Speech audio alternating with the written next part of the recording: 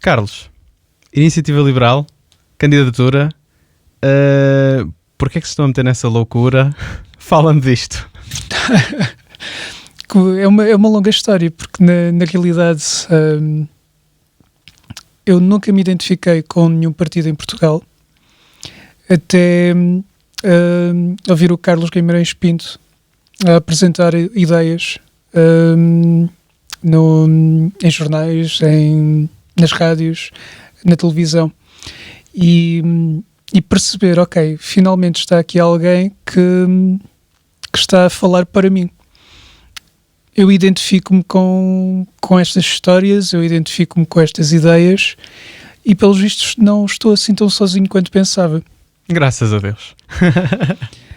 E foi um momento também de esperar e ver. Havia aquela desconfiança de perceber se era um projeto político que iria terminar logo ali. Já tinha havido confusão, pelo menos na forma como o partido se vinha a apresentar a público, as trocas de presidentes, tudo isso. Então fiquei curioso, fui procurar saber mais, explorar um pouco as ideias, perceber que estava ali um grupo de pessoas que realmente estava a fazer algum trabalho com o qual eu me identificava. E quando foram as legislativas, eu procurei aproximar-me e percebi que era um projeto ainda incipiente, e especialmente em Coimbra. Havia ali boas pessoas, muito boa vontade, no entanto ainda não havia a capacidade de organização para verdadeiramente se poder afirmar localmente como uma opção válida. Deixei passar uns meses, deixei o meu contacto e, passado algum tempo, recebi a pergunta de: ok, nós queremos lançar um núcleo local, precisamos de 10 pessoas para lançar o núcleo, gostavas de ser uma delas? E eu respondi que sim. Eu percebi que estava numa fase da minha vida em que, se quisesse fazer alguma coisa para além de mim, que verdadeiramente quisesse contribuir para a sociedade, para criar um futuro melhor, este seria o momento. E achei que, dadas as minhas características pessoais e profissionais, tinha as condições para poder ajudar de forma concreta à constituição de um núcleo local, à sua implementação e ao lançamento das ideias num contexto de distrito, neste caso. Então acaba por ser um processo muito passo a passo, muito ponderado, nada pouco refletido, e sempre a pensar no que é necessário para se atingir o ponto seguinte. E neste momento estamos a atingir uma massa crítica que já nos permite, de forma séria, de forma responsável e de forma consciente, apresentar uma candidatura à Câmara Municipal de Coimbra. Bom, não deixa de ser uma loucura. O meu respeito. E interessante também, olha, já não somos só 10, também lá fui parar. Foi assim que nos conhecemos, muito recentemente, no final do ano passado. Decidi enviar um e-mail à Iniciativa Liberal Nacional e olha, fui paraquedista também, aterrei aqui no distrito. Vamos lá ver o que é que fazemos, não é? Então, e como é que tu vens parar à política? Portanto, isto não foi assim de repente? Onde é que nasceste? Começa lá pelos dinossauros. Eu nasci numa pequena aldeia da Serra da Estrela, no concelho de Ceia, chamada Sazes da Beira. Uma aldeia com menos de 200 pessoas, muita imigração para Luxemburgo, para a França, para a Alemanha, Suíça. A típica história de uma aldeia da Serra da Estrela que, desde a década de 60, se foi esvaziando cada vez mais por pessoas que procuram uma vida melhor, oportunidades na vida, e aqueles que ficaram, entre eles os meus pais, de alguma forma também queriam criar as suas próprias oportunidades sem emigrar. E nasci numa família de operários dos lanifícios. pessoas com a quarta classe, mas com alguma noção do mundo. O meu pai é a minha referência, sem sombra de dúvida. Com 15, 16 anos emigrou para o Luxemburgo, foi dos primeiros da família a fazê-lo, permitiu que outros membros da família o fizessem, mas depois optou por razões familiares regressar a Portugal e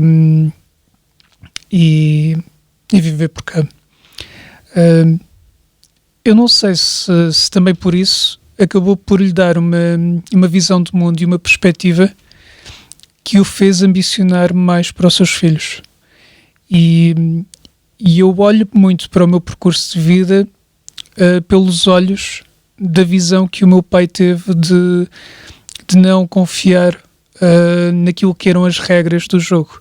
E quando eu falo em regras do jogo, estou a falar de, uma criança nasce numa pequena aldeia da Serra da Estrela, vai para a escola primária da sua aldeia, vai para a escola do básico que é mais próxima, passa para o secundário e depois provavelmente encontra um emprego porque as escolas não permitem muito mais, não há grande exigência do ponto de vista de formação humana e o meu pai quis que eu escapasse um pouco a esse destino, não é? Uhum. E acabou por fazer aquilo que as famílias durante gerações fizeram, que era agarrar nos filhos e mandá-los para o seminário. Ok. Então, onde, como é que foi isso? Conta-me lá. Idades, etc. Eu quero a cronologia completa. Então, essa é daquelas perguntas, talvez 9 anos, 10, 11, seminário do Fundão, 5º ano, e permaneci lá até o 9º ano, não é? 14, por aí, não é? Exato, 14, 15. E depois ainda fiz 1 ano no seminário da Guarda, já 10º ano. E foi nesse momento que, de alguma forma, parti o coração ao meu pai, quando lhe disse que não queria ser padre. Então, como é que foi? Como é que foram esses tempos? Gostaste? Sim, sem sombra de dúvida. Uma ótima experiência. Muito bons amigos que mantenho. Nada daquilo que as pessoas imaginam por fora quando leem os livros do Virgílio Ferreira ou então destas notícias mais recentes que levaram até ao fecho do seminário de abusos sexuais. Nada disso. Tive uma ótima experiência. Ótimos professores, um corpo docente dedicado a exigir um pouco mais de nós, a preparar-nos, a dar-nos alguma disciplina também de organização de tempo, de tarefas, a promover o nosso pensamento crítico e a capacitar-nos para podermos fazer as nossas escolhas e termos a nossa própria voz. E fazias muitas asneiras? Como é que era? Como é que era o teu comportamento? Como é que eram essas notas? Eu gosto de pensar que eu era dos bonzinhos. Gostas de pensar? Gosto de pensar. Mas, como qualquer miúdo, andávamos à porrada, partir vidros, fugir à noite. Isso era ser bonzinho, ok. Não, é o normal. Éramos miúdos claro. e fazíamos asneiras. Claro. Não é nada por aí além. Isto, estamos a falar de que décadas? 90. 90, inícios? Sim. 94, 95, meio. 96. Ok. Sim, senhor. Então e depois? Depois, quando estava no 10º ano, na Guarda, o meu irmão, eu tenho um irmão mais velho, 10 anos mais velho. Uau. E isso, por um lado, possibilitou que eu tivesse alguém que estava 10 anos à frente, que também já tinha passado pelo percurso seminário e me soube indicar quais os erros que ele tinha cometido para eu não os repetir. E naquele momento vivia-se um período no qual já se começava a perceber que quem fosse para a área de humanidades iria ter provavelmente problemas profissionais. Já havia... Ok, sim. havia um grande número de profissionais que já não tinham oportunidades no ensino, o direito também acabava por ser imensa gente, e isso acabavam por ser as opções naturais para alguém que saiu do seminário. Pois, sim. Então, o conselho que ele me deu na altura foi: vai para a informática. Um excelente conselho. Excelente conselho. Então, a ideia foi essa. Eu acabei por sair, vim para o secundário em Ceia, e não é de forma alguma para menosprezar o trabalho feito na secundária em Ceia, mas eu senti que aqueles 3 anos que eu fiz de 10º, 11º e 12º na secundária em Ceia foram anos em que não aprendi nada. Ok. Porquê? Porque no seminário nós tínhamos um nível de formação que, de alguma forma, eu sentia-me perfeitamente confortável de ter saltado aqueles anos de secundário e vindo para a universidade diretamente, que não ia sentir diferenças. Uau!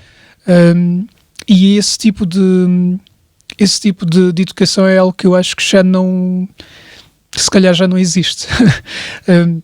Aquela Provavelmente questão de puxar estou enganado. mesmo pelos alunos, não é? Puxar, ser exigentes e querer que nós façamos melhor. Mas depois também possibilitou-me ter outro tipo de experiências que não eram possíveis ter no seminário, não é? Razões óbvias. Sim. Mas teve as suas vantagens e desvantagens. Preparou-me de uma maneira diferente para depois entrar na universidade. E a universidade foi onde? Aqui em Coimbra. Ok. O que é que estudaste? Na altura eu entrei em Engenharia Informática. Ao fim de 2 semanas percebi que não era para mim. Ok. Foi uma realização muito rápida. Bom, tiveste sorte que foram 2 semanas, não foram 2 3 ou semanas. 4 anos. Então, o que é que eu fiz? Foi perceber, ok, estou no sítio errado, vamos perceber o que é que eu verdadeiramente quero fazer, porque eu não vou andar a perder tempo. A minha família não tem condições para sustentar este tipo de custos. Então aquilo que eu acabei por fazer foi falar com o diretor do curso de Engenharia Informática, perceber que queria trabalhar com nanotecnologias, Ok. que na altura falava-se pela primeira vez de nanotecnologias em Portugal. O único curso que em Portugal tinha uma disciplina chamada nanotecnologias era Engenharia de Materiais na Universidade de Coimbra. Ok. Então fui falar com a diretora do curso de Engenharia de Materiais na Universidade de Coimbra e perguntei-lhe o que é que eu tenho de fazer para transferir-me de Informática para Engenharia de Materiais, de preferência com o máximo de equivalências possível. Pois. Então trabalhei com a professora Teresa Vieira na formulação de um plano de estudos de Engenharia Informática que me possibilitasse ter 100% de equivalências para a Engenharia de Materiais. Para não andares a perder tempo. Exatamente. Então fomos à faculdade pedir autorização para eu entrar num plano no qual tinha cadeiras de 1º, de 2º e de 4º ano de Engenharia Informática. Logo no primeiro? Logo no primeiro ano. Ok. E quais é que eram as disciplinas de 4º ano? Era a gestão de empresas e processos de gestão. Então foi um processo super curioso de tu seres caloiro, Sim. estás no meio de malta de 4º ano, Pois. eles não perceberem que tu és caloiro, pensaram que tu simplesmente estás ali caído do céu, não é? Sim. Caíste ali por obra e graça do Espírito Santo e depois teres a possibilidade de logo no teu ano de caloiro teres noções de gestão de empresas e processos de gestão. Não é nada normal. Não é nada normal, mas para mim foi super vantajoso. Claro. Porque me deu ferramentas para poder depois planear o resto do meu curso de uma maneira que não é convencional, mas ao mesmo tempo me possibilitou ter uma visão e um planeamento e uma capacidade de análise que me iria escapar por completo se eu tivesse tido o percurso Normal, tradicional. não é? Pois, sim. Exato. Então e depois, portanto, estudaste até quando? Quantos anos andaste na faculdade? O normal. Ou seja, fiz os 3 anos não, 5 anos. Ainda eras desse tempo. Apanhei a transição para Bolonha. Ok. Então, quando estava a fazer o 4º ano, houve a transição para Bolonha e eu automaticamente deixei de fazer uma licenciatura para passar a fazer um mestrado. Ok. O que é... Sorte. Chame-lhe o que quiseres. Sim. Não é daquelas coisas que tu controlas. Exato. E na realidade, para mim não houve qualquer tipo de diferença. Tive a possibilidade de escolher uma área de semi-especialização. Escolhi biomateriais, já com uma visão de trabalhar em tecnologias médicas. E o curso de Engenharia de Materiais em Coimbra, na altura, era um curso muito pequeno. Tinha 5, 6 pessoas, mas era talvez dos cursos mais multifacetados que a Universidade de Coimbra oferecia, porque nós tínhamos aulas de Engenharia Mecânica, Engenharia Química, Engenharia Civil, no Departamento de Eletrotécnica, no Departamento de Física. Nós passeávamos os campos todos para ter aulas nas várias áreas e acabávamos por conhecer imensas pessoas, acabávamos por ser uns dínamos ali a circular. Conseguiam falar assim com o pessoal todo de outros cursos. Então, depois eu vi aí qualquer coisa no teu resumé, vi na internet algures que fundaste uma empresa. Isso foi muito mais tarde. Foi muito mais tarde. Sim. Então conta-me. Vá lá, viemos dos dinossauros, conta-me lá até como é que chegaste até lá. Ok, então enquanto estava... Quando comecei o mestrado de Engenharia de Materiais, ou seja, os 2 últimos anos, o meu pai foi diagnosticado com cancro. E isso acabou por mudar completamente os meus planos. Porque na altura a minha visão era acabar o curso, sair do país. Não achava que tivesse oportunidades para realmente vingar na vida a partir de cá. Mas esse diagnóstico mudou completamente os meus planos. Então, a partir daquele momento, eu passei a pensar como é que eu encontro forma de permanecer aqui. Para poder acompanhar, para poder, de alguma forma, o meu pai estava a ser apoiado pelo Centro Hospitalar da Universidade de Coimbra e pronto, passou essa a ser a prioridade. O momento em que eu percebi que havia a possibilidade de compatibilizar esses 2 desejos, de continuar local e apoiar o meu pai, mas ao mesmo tempo ter um desafio semi-internacional, foi com um programa patrocinado pelo Mariano Gago, que foi ministro do Ensino Superior durante vários governos do Partido Socialista, que criou o programa MIT Portugal. Ok. Era uma parceria internacional entre o governo português e, neste caso, o MIT, com o objetivo concreto de fazer uma ligação direta entre instituições de ensino superior portuguesas, grupos de investigação no MIT, para receberem estudantes portugueses e haver uma capacitação desses estudantes num contexto que acaba por ter um reconhecimento internacional. Pois, claro. E assim então conseguiste ter o melhor dos 2 mundos, conseguir acompanhar o teu pai e também ter essa experiência lá fora, que certeza que foi muito enriquecedora, não é? Não fui lá para fora. Eu mantive-me cá. Okay. Acabei por trabalhar a maior parte do meu tempo de doutoramento em Cantanhede, onde está o Biocant, num grupo que também tem um contexto internacional e uma rede internacional muito, muito vasta.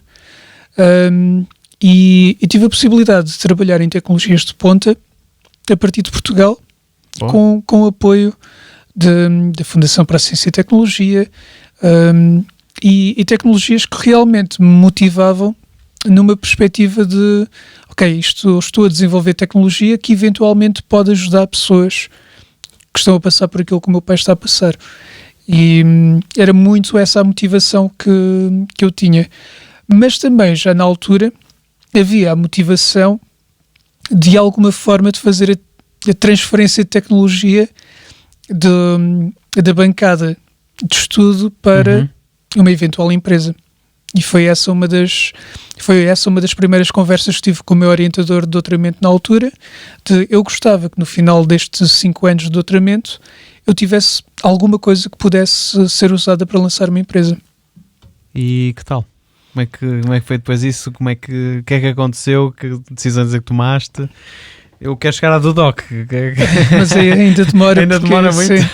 Não é que demore muito, mas durante o doutoramento acabei por conhecer as pessoas que depois comigo criaram a do Claro, Doc. pois. Mas não no contexto de doutoramento. Ah, Ou seja, foi num contexto em que eles também estavam a fazer os seus doutoramentos e começámos a trabalhar em projetos ao lado.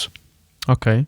Nada a ver com aquilo que eram os nossos temas de doutoramento, e 100% virtual. Ou seja, eu trabalhei durante 2 anos, quase 3 anos, com os meus colegas sem os conhecer pessoalmente. Ou seja, tu tinhas a questão do teletrabalho antes de ser cool. É verdade. Muito antes de ser cool. É verdade. Estavas à frente no tempo. Em que anos é que isto aconteceu? Estamos a falar em 2009, desculpa, 2009 a 2013. Estava na dúvida se ainda usavam o MSN ou se já usavam Skype. Não, já Era Skype. para Skype, sim. Ok.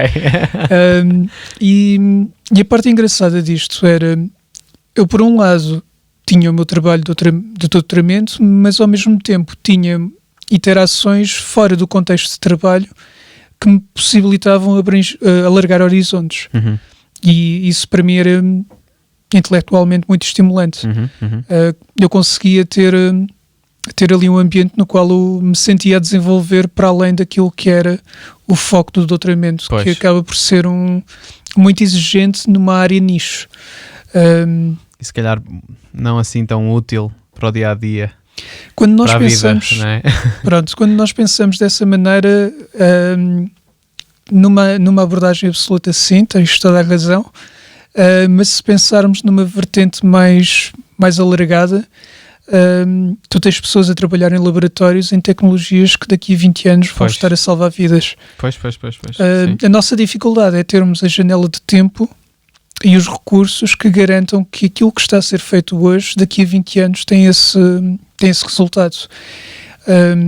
No meu caso em particular, eu perdi foi a motivação de fazer o que estava a fazer, com a morte do meu pai.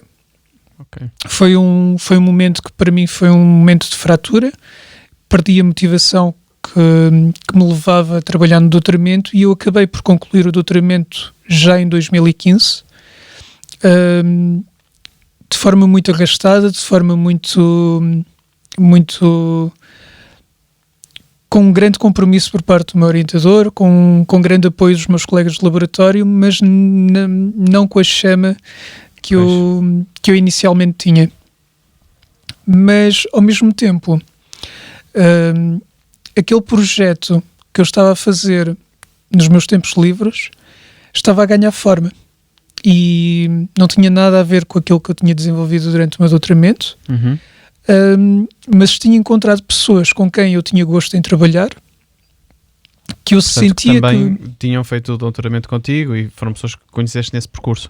Exatamente, e que eu sentia que estava constantemente a aprender com elas, que complementavam o meu trabalho, que me apoiavam e que de alguma forma também me compreendiam, porque sentia o reflexo da minha maneira de pensar, das minhas ambições, e ajudaram-me imenso a sair daquela fase mais negra com a morte do meu pai para definir novos objetivos, uma nova visão e abrir-me ao mundo, porque eu acabei por sair de Portugal apenas após a morte do meu pai, tanto no contexto do doutoramento para fazer experiências em Espanha, no Reino Unido, na China, como depois, já depois do doutoramento, no contexto já da DUDOC, ir para os Estados Unidos para um acelerador internacional.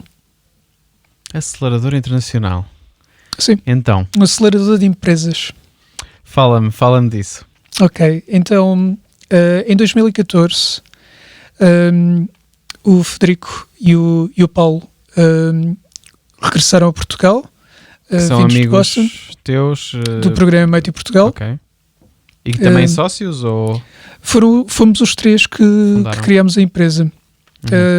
Mas a maneira como a coisa aconteceu foi muito mais engraçada, porque nós concorremos em 2013 a um concurso de ideias de negócio da Universidade de Coimbra, que se chama Arrisca-C, que já agora já não existe, mas na altura era uma das maiores competições de empreendedorismo a nível nacional, com uma ideia que viria a transformar-se na Dudoc. Mas muito rapidamente percebemos que não íamos constituir uma empresa. Antes de constituirmos uma empresa, queríamos validar que ia ser mesmo um negócio. Então, entre o final de 2013 e o verão de 2014, nós acabámos por passar por um conjunto daquilo que se chamam pré-aceleradores. Um deles organizado pelo Instituto Pedro Nunes aqui em Coimbra, que era o INEO Start.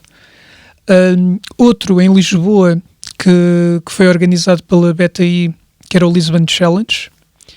E foram processos de aprendizagem, de desenvolvimento da ideia, de noções de negócio, de como fazer levantamento de capital de risco, de como apresentarmos o nosso projeto, que nos fizeram perceber um pouco da dinâmica por detrás da potencial criação de uma empresa. Estamos a falar de um projeto ainda, não havia empresa nenhuma. O momento no qual verdadeiramente nós percebemos que temos de criar uma empresa foi percebermos em Portugal que não iríamos fazer a partir de Portugal, que se nós queríamos uma empresa verdadeiramente com capacidade de crescer, o teríamos de fazer nos Estados Unidos. Então acabámos por usar aquilo que eram os nossos contactos através do programa MIT Portugal, com o próprio apoio do Lisbon Challenge, e fizemos uma candidatura a um programa de aceleração que na altura era dos mais competitivos do mundo, que era o programa Techstars, e neste caso concreto Boston. Neste momento já é um programa muito, muito maior do que era na altura. Para teres uma noção, em 2015 o programa Techstars era considerado mais exigente para entrar no programa do que entrar numa universidade de topo, Harvard, MIT. No ano em que nós concorremos, houve mais de 1000 candidaturas e foram aceitos 12 projetos, entre eles aquilo que nós apresentámos como sendo a Dudoc. E foi depois dessa entrevista, que foi na qual a minha viagem e a do Paulo foi financiada por um empreendedor aqui de Coimbra, que é o Diamantino Costa, um dos fundadores da Critical, que nos deu um prémio nessa competição do Arrisca-C e que então nos pagou os bilhetes para irmos à entrevista na Techstars, que possibilitou então termos o investimento que levou à constituição da empresa nos Estados Unidos. Ou seja, a primeira vez que nós criámos a empresa não era uma empresa portuguesa, era uma empresa americana. Ok. Mas com a visão de voltar. Então, nós tivemos o período de aceleração nos Estados Unidos, que foi 3-4 meses. Fizemos um levantamento de um pre-seed, ou seja, fizemos angariação de fundos junto de investidores nos Estados Unidos. Usámos as condições de negociação com investidores americanos com investidores portugueses. Ok. E isso permitiu-nos ter o capital para eu voltar para Portugal e criar uma empresa em Portugal, aqui em Coimbra, que era detida a 100% pela empresa americana. Como é que funciona essa angariação de fundos? É tipo Shark Tank, chegas lá e estão 5 pessoas? Não, Como é que é isso? Essa também é uma das dinâmicas que é interessante contar. Uma das dificuldades com as quais nós nos deparamos cá em Portugal hoje é diferente, mas pensando em 2015, era difícil encontrar capital de risco. E o capital de risco existente na altura era muito exigente, o que significa que tu imediatamente sacrificavas uma porção muito grande da tua empresa em troca de um capital que não iria fazer assim tanta diferença. Por outro lado, nos Estados Unidos, uma das realidades com as quais eu me confrontei foi que no primeiro jantar organizado pela Techstars Boston, o diretor do programa, o Semyon, ele chegou ao pé de nós e disse: olha, vocês hoje vão ter aqui a circular 2 a 3 mil milhões de dólares. E eles trazem cheques no bolso. Aproveitem. Ou seja, aquilo que ele nos estava a dizer é: as oportunidades estão aqui a circular. Está nas vossas mãos apresentarem a vossa ideia, mostrarem-se pessoas interessantes, conhecedoras, capazes, e fazer com que as pessoas que andam a circular com cheques no bolso confiem em vós o seu dinheiro. Mas como é que é isso? É um jantar, é um evento, é uma feira? Como é que isso funciona? Não, literalmente era um espaço que era um escritório.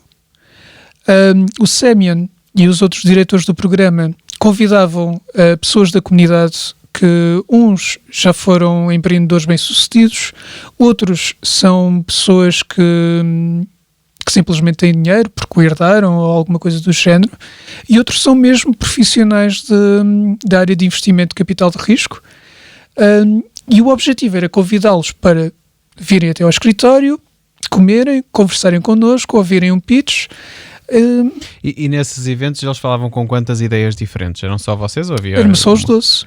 Ou seja, os 12 projetos. 12, ok. Os 12 projetos. Então, a competição não parou dos 1000 para os 12. Vocês depois também competiam pelos 2 a 3 mil milhões, não é? Não, mas a realidade é que tudo ali é feito de forma a preparar para o sucesso. Pois.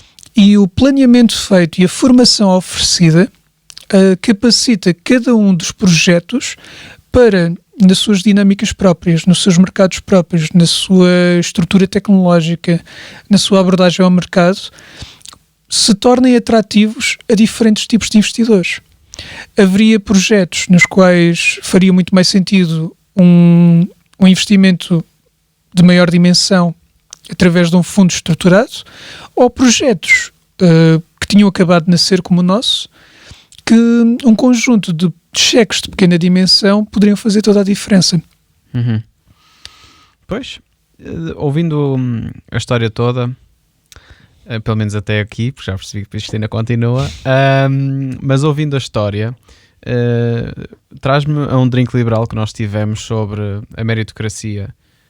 Invariavelmente depois nós chegamos à parte do certo, nós influenciamos o nosso destino, mas há sempre ali uma dosezinha de sorte e de estrelas guia e de conhecermos as pessoas certas na hora certa. Sentes que, apesar de todo o mérito que tiveste, que também foste guiado não só por pessoas que atravessaram o teu caminho, mas também por alguma sorte? O que é que tu achas sobre isso?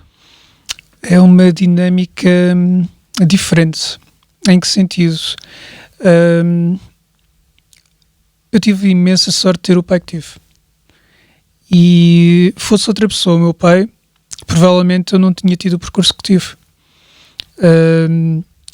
Tenho imensa sorte do irmão que tenho, porque o facto de ele ser 10 anos mais velho do que eu possibilitou que ele, num momento-chave da minha vida para tomar decisões, me ajudasse a tomar uma decisão que acabou por me encaminhar numa direção que possibilitou tudo isso. Da mesma maneira que foi um completo acaso eu ter dito sim a um e-mail aleatório que foi enviado a todas as pessoas que tinham sido aceitos no programa doutoral do MIT Portugal daquele ano, a dizer que tinha interesse em fazer parte de um grupo de trabalho no qual apareceram 5 pessoas, e entre essas 5 estavam 3 com as quais acabei por criar a empresa que... Estava escrito nas estrelas. Isso estava escrito. Não, mas é o tipo de coisas que tu simplesmente não controlas. Pois. Mas também tens momentos em que tens uma bifurcação e tens de fazer uma escolha. E muitas vezes as tuas escolhas traduzem-se depois na criação de oportunidades. E é muito importante... E não é só a escolha, é também a questão de, ok, tu escolheste e a seguir tens que correr, não é? Claro. Não é escolher e depois ficar à espera que aconteça. Sim, sem dúvida. Mas é muito estar disposto a dizer sim. A maior parte das pessoas que eu conheço que passam a vida a queixar-se, queixam-se dos nãos que deram no passado.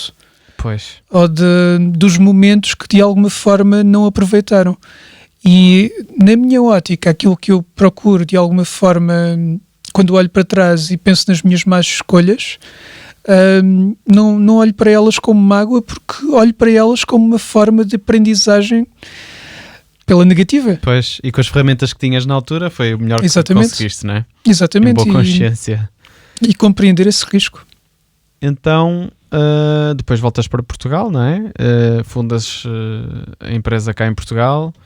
Qual é a diferença, se é que existe, entre ser empreendedor ou querer fazer coisas nos Estados Unidos e em Portugal? Existe alguma diferença? Água e vinho? Não é... Como é que eu vou colocar as coisas de uma maneira simples? A razão pela qual Portugal é competitivo é pelo baixo custo da mão de obra. Porque do ponto de vista de talento, os portugueses não devem nada a ninguém. Ou seja, nós temos talento inato que, dadas as condições de recursos financeiros e de gestão, nos possibilitam a competir com qualquer outro país ou com qualquer outra tecnologia, não é? Nós a partir de Portugal conseguimos fazer do melhor do mundo em múltiplas áreas e temos 1000 exemplos disso, não é? Agora, quando nós pensamos naquilo que é os desafios burocráticos, naquilo que nós pensamos enquanto organização ou desorganização das estruturas que supostamente deveriam dar apoio ao empreendedorismo, às empresas em geral e não apenas às empresas de base tecnológica. Quando nós pensamos naquilo que são a quantidade de horas despendidas por um empreendedor apenas para ter a porta aberta, pois. E é disso que nós estamos a falar. E satisfazer os requisitos do Estado, não é? Correto. A minha obrigação na Dudoc era assegurar o bom funcionamento das empresas dos dois lados do Atlântico. Ou seja, eu tinha de pagar os salários em Portugal, tinha de pagar os salários nos Estados Unidos, tinha de pagar os impostos em Portugal, tinha de pagar os impostos nos Estados Unidos. E a diferença é esta, é que eu, com o contabilista nos Estados Unidos, tinha de relacionar-me uma vez por ano. Para pagar os impostos nos Estados Unidos, tinha de o fazer uma vez, 2 vezes no máximo por ano. Ou seja, as minhas interações ou a exigência que me era colocada para lidar com entidades que não a empresa do dia-a-dia eram mínimas. Uhum. Por outro lado, em Portugal, eu tinha de despender dias, todos os meses, para responder ao mesmo tipo de exigências. Estamos a falar do tratamento manual de salários, estamos a falar do pagamento mensal de responsabilidades perante a Segurança Social, todo o resto, que também é um processo separado do processo de pagamento de salários, enquanto nos Estados Unidos é tudo automatizado. Pequenos exemplos que destroem produtividade, que incapacitam que pessoas que supostamente deveriam estar a fazer mais e melhor para fazer o negócio crescer estão capturados por este tipo de pequenas obrigações. E se essas pessoas não estiverem capturadas por essas obrigações, tem de haver alguém a ser remunerado para lidar com esses pequenos poderes. E é apenas um exemplo. Pois, ou seja, logo à partida tens essa despesa extra para coisas que estejam a surgir, é proibitivo logo às vezes até, né? Se for uma coisa que eu chamo-lhe um custo de oportunidade. Pois, exatamente. Se for uma coisa que necessite de começar muito pequenino, tentar começar pequenino e tendo logo essas obrigações. Em termos de multas, como é que é Portugal, como é que os Estados Unidos? Só tive uma, Ok. Mas foi logo a primeira interação que eu tive com o Estado português, porque Ok. Nós constituímos a empresa enquanto ainda estávamos nos Estados Unidos, através de uma equipa de advogados. E eu, ao regressar, dei início à atividade sem comunicar o início da atividade às finanças. E eu não sabia que era necessário comunicar o início da atividade às finanças. Resultado, multa. Foi a primeira interação que eu tive com... Foi para aprenderes. Anda lá, chegaste. Imediatamente percebi o que a casa gastava. Exatamente, olha, abriste a pestana. Não, literalmente, porque a partir desse momento eu todos os meses, uma das minhas atividades era confirmar junto da equipa de contabilidade que estava tudo em ordem. Sim. Enfim, trava. Pelo que eu percebi, então, a tua ligação e a tua vontade de empreender e de criar o teu próprio destino já vinha de uma idade muito, muito nova, não é? Já sempre tiveste esse desejo, porque eu tinha pensado perguntar-te isso. Mas então transforma essa pergunta noutra, que é são estas experiências então que depois te ligam à iniciativa liberal e que te levam a querer entrar e fazer alguma coisa para mudar o status quo? É um pouco, mas eu preferia não ter de o fazer. O que é que eu quero dizer com isto? A sensação que eu tenho, aquilo que eu sinto, é que há demasiadas pessoas a aceitar o poucochinho. Os meus colegas ou emigraram, ou têm empregos que não os realizam, e de alguma forma parece que todos nos deixamos ficar demasiado confortáveis com a maneira como as coisas se arrastam. E eu tenho tido a oportunidade de conhecer um pouco o mundo, não é? Por muito pouco que tenha viajado, permitiu-me ganhar uma noção de como o mundo roda, como o mundo funciona. Eu sinto uma frustração gigantesca de nós não podermos ser mais felizes no nosso país. Eu sinto uma vontade intrínseca de tentar organizar coisas, de tentar fazer coisas, de criar oportunidades. E quando nós olhamos para aquilo que é a nossa realidade política, parece que nada é construído com essa forma de pensar. Não há um objetivo de simplificação, não há um objetivo de resolução de problemas. As coisas arrastam-se, as decisões adiam-se, os problemas escondem-se, corrupção acontece. E voltamos um pouco ao início da nossa conversa, na qual eu dizia que eu acabei por aparecer na iniciativa liberal porque me identifiquei com aquilo que outras pessoas diziam pela voz da iniciativa liberal e de sentir que não estava sozinho nesse processo. E é o que sinto e o que me motiva agora. Não é ter de dar a cara, isso é apenas uma coisa que eu faço momentaneamente porque foi preciso alguém fazê-lo no início do núcleo, da constituição do núcleo. Eu sinto que agora há mais pessoas de imenso talento, mais talentosas do que eu, que se juntaram, que estão a trabalhar, que fazem um trabalho silencioso para desenvolver ideias, pensar o futuro, organizar e trazer ainda mais pessoas. E com isso, aquilo que vai acabar por acontecer é que eu vou naturalmente desaparecer. E num bom sentido, porque outros rostos vão ser apresentados, outras formas de pensar, mas com o objetivo de simplificar as coisas, de resolver problemas, de evitar trazer mais transparência à vida pública, acelerar decisões. Eu sinto um pouco isso e é uma das coisas que mais me motiva na iniciativa liberal. Ok. Como é que vais parar a coordenador de um núcleo? Quer dizer, assim de repente, como é que foi esse processo? Como é que isso acontece? É que parece que no teu percurso acontecem várias coisas que, lá está, abrir uma empresa, ir buscar, são até um bocadinho estranhas por não serem muito comuns em Portugal, não é? Parece que a atividade política é assim uma coisa tabu que se começa nas juventudes e depois é uma carreira em que parece que o pessoal não faz mais nada, vai subindo e vai estando e lá chega a altos cargos. Essa coisa do investimento e de haver investidores, venture capitalists, não é? Ou venture investors. Parece que é também um conceito muito estranho.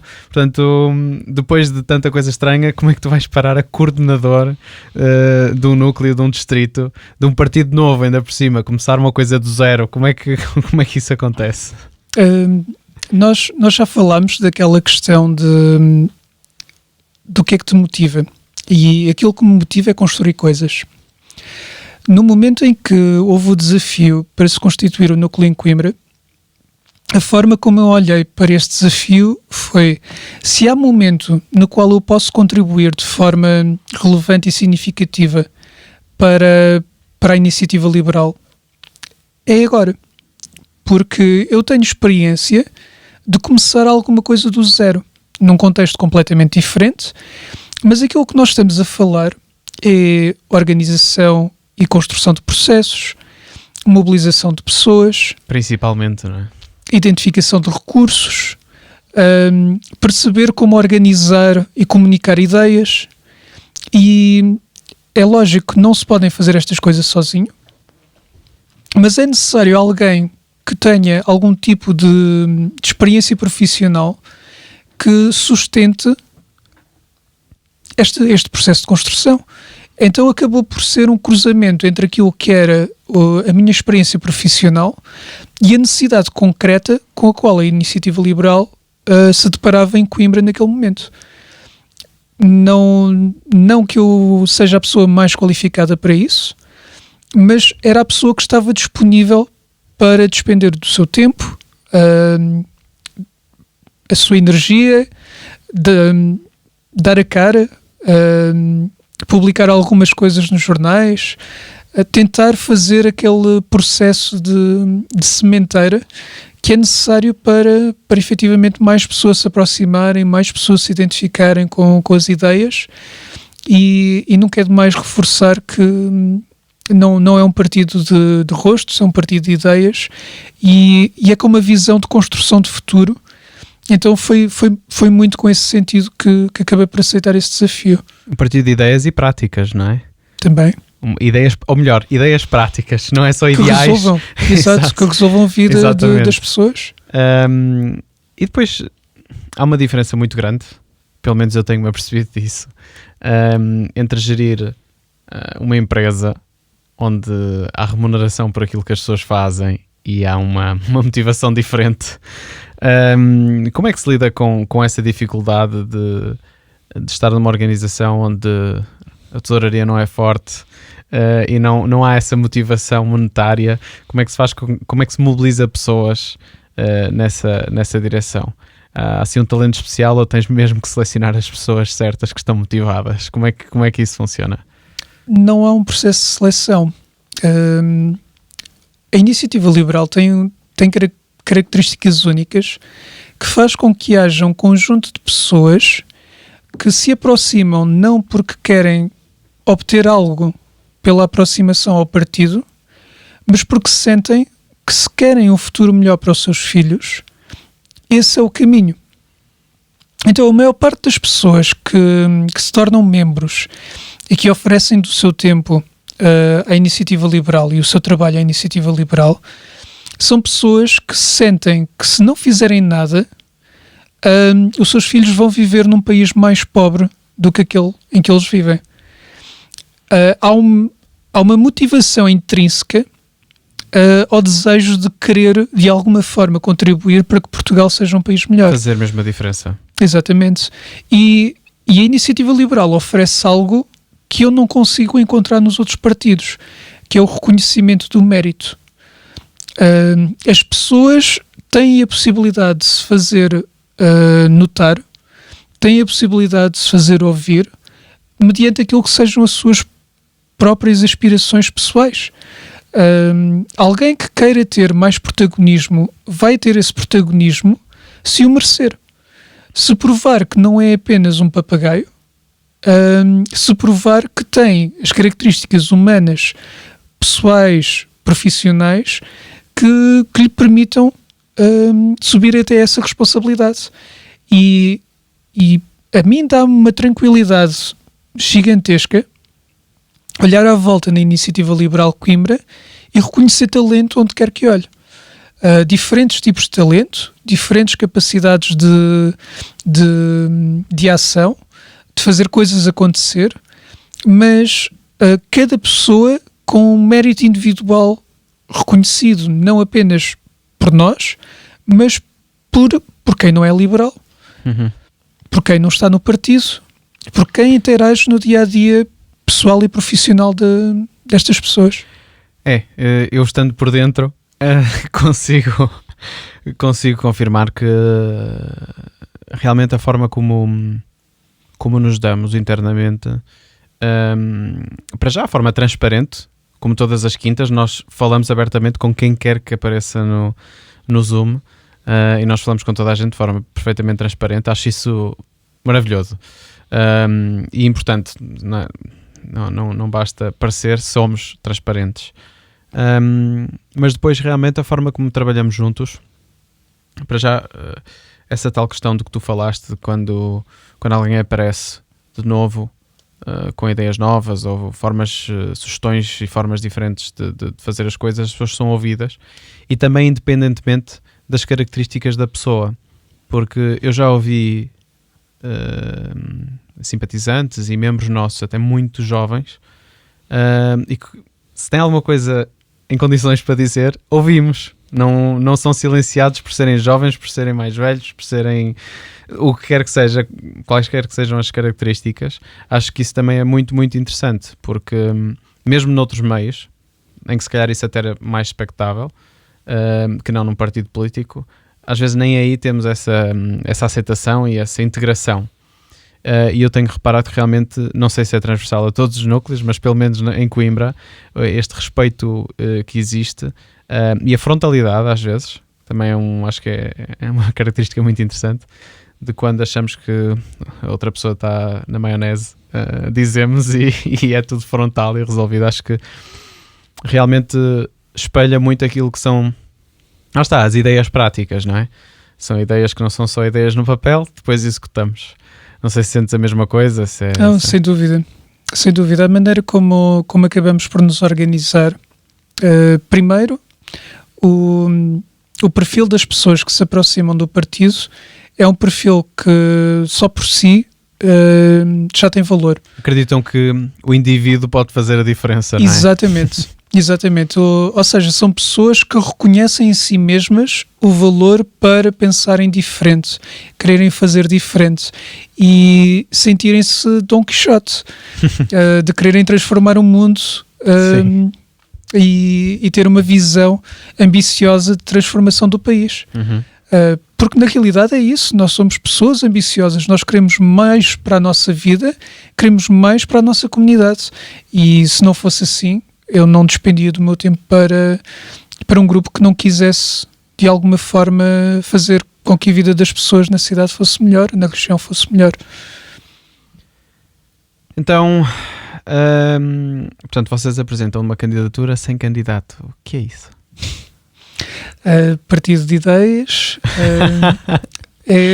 Ideias, ou estão com medo de apresentar, ou não têm candidato? O que é que se passa? Diz lá a verdade. Não, a realidade é que, sendo a primeira vez que nos apresentamos a eleições, torna-se ainda mais exigente conseguirmos de forma muito clara apresentar aquilo que nos distingue dos partidos que sempre se têm apresentado a eleições. Mas nas autárquicas o que conta não é distribuir canetas e pôr a foto de candidato por aí afora? Acredito que seja muito eficaz. No entanto, a maneira como na iniciativa liberal nós acreditamos que se consegue construir um futuro melhor, não é com canetas, que muito rapidamente acaba a tinta se forem usadas. Se forem usadas, porque acredito que haja aí canetas de década de 80 que ainda nem sequer foram utilizadas, não é? Estão na garganta de um golfinho, algures. Mas a maneira como nós olhamos para uma eleição é com um sentido de responsabilidade, de verdadeiramente sermos capazes de contribuir para a discussão, quer dos problemas, mas principalmente para apresentar soluções ou propostas de soluções. E dentro daquilo que seja um princípio de melhorar a qualidade de vida das pessoas. Se nós estivéssemos satisfeitos com a maneira como a cidade é gerida, não nos apresentávamos a eleições. Mas não vale a pena aparecermos simplesmente para criticar. Não é esse o nosso objetivo, não é a maneira como nós nos identificamos na política, e sendo pessoas que acreditam que é possível construir uma região melhor, se calhar vamos focar-nos em debater as ideias que acreditamos serem o caminho para esse futuro melhor. Então é apenas uma questão de coerência e de apresentar políticas conscientes. Então, e o que é que para ti são essas políticas conscientes? Vocês falam de fazer a diferença na região. Eu vi algo que eram 5, vi e participei, não posso fazer de conta que não o fiz, as 5 bandeiras daquilo que a Iniciativa Liberal quer fazer. Queres falar um bocadinho sobre isso? Qual é a tua visão para a região? O que é que pode mudar? Para já isso, e depois eu também tenho outra pergunta que pode já ficar colada, que é, ok, isso é tudo muito bonito, mas são isso as nossas propostas? Quer dizer, são 5 coisas assim no ar, ou já há mais alguma coisa feita? Não, vamos começar ponto por ponto. Exato. Os 5 mandamentos. Exato, a maneira como nós nos estamos a apresentar ao público, sendo a primeira vez, é preciso também dar a entender quais são as nossas intenções. Quais é que são as razões que nos levam a escolher Coimbra? Esse é o lema da campanha, eu escolho Coimbra, e o primeiro pilar do programa é o manifesto da Iniciativa Liberal para escolher Coimbra e apresentar uma candidatura. Quais as justificações que fazem com que não fiquemos com as mãos nos bolsos, estejamos a trabalhar de forma séria para a construção de um programa com propostas concretas, com ideias para a cidade, mas também recolher de alguma maneira, dentro daquilo que é a realidade do concelho, o que é que faz as pessoas acreditarem em Coimbra. Esse poderia ser descrito como sendo o primeiro pilar.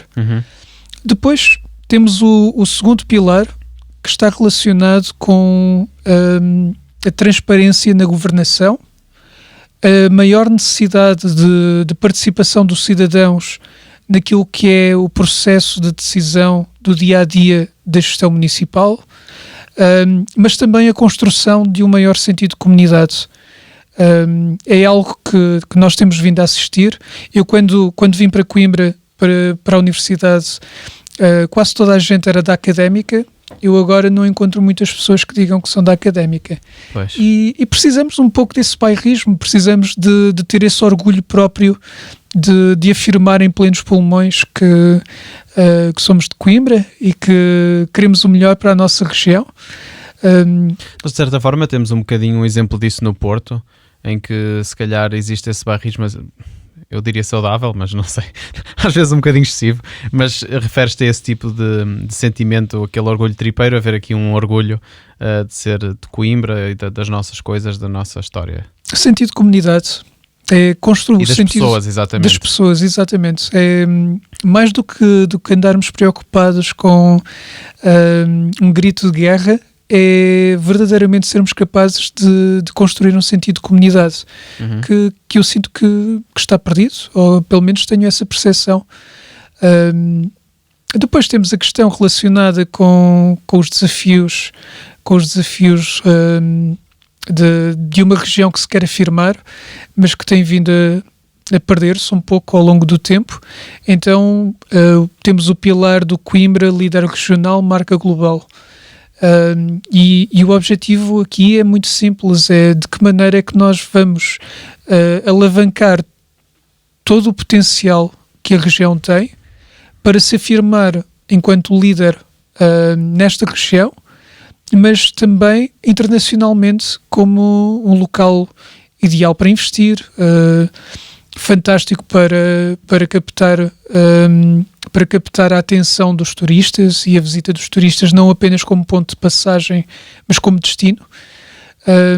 E fixação, não é? Fixação de quem cá estuda, de quem cá cresce, para não ir para o Luxemburgo. Exatamente. E E outro dos pilares é exatamente a questão de Coimbra ideal para viver, porque não basta nós termos a capacidade de reter, temos de dar condições para que as pessoas possam ter uma qualidade de vida sem sair de Coimbra, que de outra forma iriam procurar noutras cidades, em Portugal ou no estrangeiro. E aqui falamos não apenas da questão da habitação, mobilidade, do emprego, dos espaços verdes, tudo aquilo que a gente possa imaginar que melhora a qualidade de vida das pessoas que vivem na cidade e que nos visitam. E o outro, se não me engano, é depois a componente para pensarmos num futuro mais sustentável, uma cidade que seja pensada não apenas no curto prazo, mas que tenha uma visão de sustentabilidade para que, tal como nós podemos usufruir daquilo que foi a evolução de centenas de anos, daqui a centenas de anos outros possam usufruir de uma cidade dinâmica, capaz e responsável do ponto de vista ambiental. Ambiente. Estás a falar de ambiente? Então, mas a iniciativa liberal não é tudo capitalismo desenfreado e bota carvão e não interessa? Estás bem? Estás de certeza que estás alinhado com o partido? Não, a iniciativa liberal na realidade sempre apresentou propostas que são responsáveis do ponto de vista ambiental. Não acreditamos em sensacionalismos, não acreditamos em formas de absolutismo de pensamento e prisão de pensamento por um lado ou por outro. Aquilo que nós gostamos de pensar é como é que nós podemos ter uma conciliação entre o bem-estar material que todos queremos e ambicionamos, mas ao mesmo tempo uma responsabilidade ambiental que assegure que... Sustentabilidade? Exatamente. Que haja a capacidade de próximas gerações usufruírem dessa mesma qualidade de vida. Faz sentido. Claro que faz sentido. Senão não vale a pena estarmos a construir uma coisa que depois não é usada pelas próximas gerações. Assim, mais uma vez, esses 5 pilares são assim muito na onda dos ideais. Vocês já têm ideias nós. Vale a pena estar a dizer vocês, que também lá estou.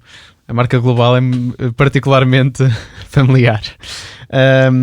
Mas nós já temos ideias concretas. Acho que isso é uma parte importante de transmitir também, que já o fizemos, mas que faz parte da nossa estratégia apresentar um bocadinho aos poucos, que é para não apresentar um documento de 70 ou 100 páginas e depois ninguém lê nada, ir apresentando aos poucos.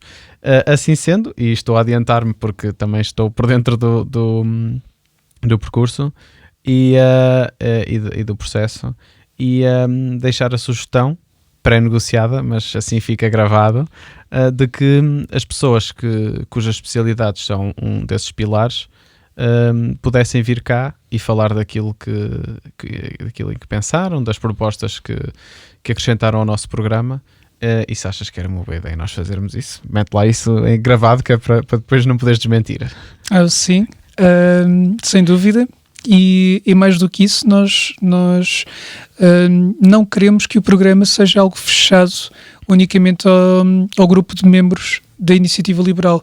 Nós queremos fazer o convite direto a todas as pessoas, tanto do Conselho como fora dele, mas que acreditem que têm ideias e propostas com mérito para melhorar a qualidade de vida das pessoas, que apresentem, que falem connosco, que discutam, que comentem as ideias que nós entretanto formos publicando, que sejam críticas delas, e nós vamos ter todo o gosto em reescrever propostas se os comentários mostrarem que elas podem ser melhoradas e que é possível evoluir as ideias num sentido de melhor servir as populações. É o desafio que eu deixo a todas as pessoas que estiverem a ver e a ouvir-nos, para poderem fazê-lo contactando-nos através do Coimbra@liberal.pt, por exemplo. Exatamente. é interessante porque é algo que faz parte das nossas conversas sistematicamente, que é o nosso medo daquele feedback da bolha e de estarmos todos a achar muito bem aquilo que estamos a dizer, só que na realidade estão de certa forma alinhados no pensamento, e como se calhar até reconhecemos que por outro tipo de ideais as pessoas fazem questão de permanecer na bolha. Eu acho que nós estamos sistematicamente a tentar picá-la e a tentar sair fora e analisar e ver, vendo as coisas por outro ponto de vista, por outro prisma, se aquilo em que nós acreditamos e se as propostas que estamos a fazer, se depois o efeito é aquele que nós esperamos ter, ou se existe outra forma ainda mais eficiente ou eficaz de implementar aquilo que nós queremos como resultado da proposta.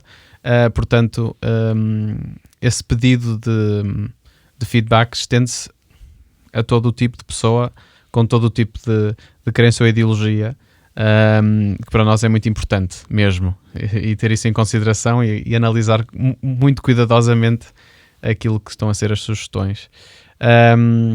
Por outro lado, a ajuda também não é só com ideias. Nós também precisamos de gente que nos ajude a se identificar com aquilo que nós acreditamos e aquilo que nós queremos fazer na cidade, de várias formas. Quais são? Bem, nós temos a primeira questão das ideias, como é lógico. A segundo, a questão dos recursos. E aqui falamos recursos do ponto de vista de voluntariado, de tempo, eventuais doações em dinheiro, em passar a palavra do facto da iniciativa liberal ter propostas para a cidade, para a região, e simplesmente fazer com que outras pessoas saibam dessas propostas, dessas ideias. Que nós existimos, não é? Exato. Também que há uma alternativa, que não é só preciso queixar-nos daquilo que é o que existe já, mas que já existem alternativas. Não é dizer que os políticos são todos iguais, mas olha, ok, são... Mas existe aqui alguém que está a tentar fazer diferente, bem ou mal, mas estão a tentar fazer. E o que é isso do voluntariado? Porque quem nunca fez política, e muita gente está completamente desligada, aliás, cada vez mais, daí também a abstenção. O que é isso do voluntariado? Em que é que consiste? Em que é que as pessoas factualmente e na prática podem ajudar? Sim, nós neste momento estamos a construir esse processo, porque também estamos a falar de uma campanha que não vai ser uma campanha convencional. Vivemos tempos ainda de pandemia, é necessário cuidado na maneira como vamos abordar a comunidade. Pois. Exatamente. Então isso significa que vamos ter uma dinâmica diferente, a construção de uma campanha diferente, mas também a necessidade que vamos ter de fazer a mensagem passar terá de ser feito de maneira diferente, até porque nós não vamos despender recursos que outros partidos vão ter. E isso faz com que ainda tenhamos uma maior responsabilidade na maneira como organizamos o trabalho das pessoas, seja, por exemplo, na questão da organização do programa, na construção das listas, na maneira como nos vamos organizar para conhecer as instituições, falar com elas, descobrir os problemas ou revelar os problemas escondidos um pouco por todo o concelho, dar voz a pessoas que normalmente não têm voz e que muitas vezes acabam por sair daquilo que é a prática comum dos partidos, porque de uma maneira ou de outra não existe a motivação por parte destas entidades, de forma global, de dar visibilidade a esses problemas. E como nós na realidade somos uma força política nova que se quer apresentar com base numa visão de futuro. Daí queremos apresentar um compromisso de futuro para com a cidade e com a região. Não estamos presos por aquilo que são as dinâmicas partidárias habituais. Não estamos condicionados pela maneira de pensar ou de fazer política dos outros partidos. Nós temos pessoas que, na sua grande maioria, quase todos, não têm experiência política prévia, e isso pode ser encarado como um problema, mas também como uma oportunidade. Então vamos pensar enquanto pessoas preocupadas com o bem comum, que querem verdadeiramente contribuir para encontrar soluções para os problemas que todos nós identificamos de uma maneira ou de outra, e fazer com que, independentemente de identificação ideológica, alguns desses problemas sejam efetivamente resolvidos. E parte da nossa missão com esta campanha é também convencer e colocar no programa de outros partidos algumas ideias que provavelmente iriam passar completamente despercebidas, mas que nós vamos trazer para a luz e vamos fazer com que sejam um foco de discussão e, idealmente, possam contribuir para melhorar a maneira como nós vivemos na cidade. O objetivo de qualquer partido político é exercer o poder. Mas o poder pode ser exercido de muitas formas distintas. Uma delas é o poder de influenciar a forma como outras formações políticas fazem o seu trabalho. E nós, olhando para aquilo que é a nossa estrutura atual, a nossa capacidade de influência, a nossa capacidade de fazer as coisas acontecer, temos de ser muito racionais e conscientes.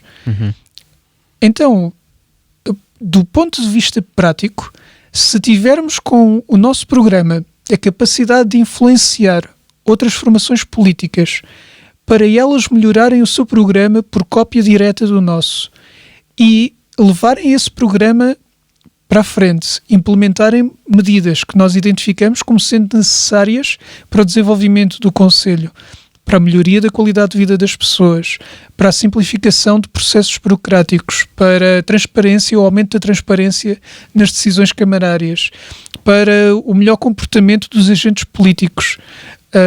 Todos temos a ganhar. Claro. E isso também é uma forma de poder. Se nós conseguirmos, pela nossa ação, pelo nosso exemplo, pelo nosso trabalho, impactar e condicionar o comportamento das outras formações políticas no Conselho, já é uma vitória para nós. Chamar a atenção e trazer para a discussão pública aquilo que nós vemos como empecilhos ao desenvolvimento e à atividade individual e à liberdade, não é? Sim, e essa tem de ser a nossa ambição.